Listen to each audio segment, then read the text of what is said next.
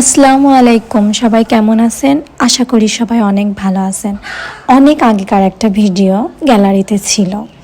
আমরা সেদিন বানিয়েছিলাম মোমো। তো মোমোটার আটা অনেক আগেই মাখিয়ে রাখা হয়েছিল। এটা হলো মোমো সস, বাসায় নিজে হাতে বানানো। এই যে কিউট কিউট করে মোমো বানানো হচ্ছে। মোমোগুলো ওইভাবে পারফেক্টলি আসলে আমরা পারি নাই, যাই হোক আমরা অনেক চেষ্টা করছি পারফেক্টলি বানানো এবং মোমোগুলো সুন্দর করে সিদ্ধ করতে দিয়েছি। আর কার কার মোমো পছন্দ, মানে কে কে মোমো লাভার, চটপট আমার কমেন্ট বক্সে একটা হাই করে দিয়ে যাও।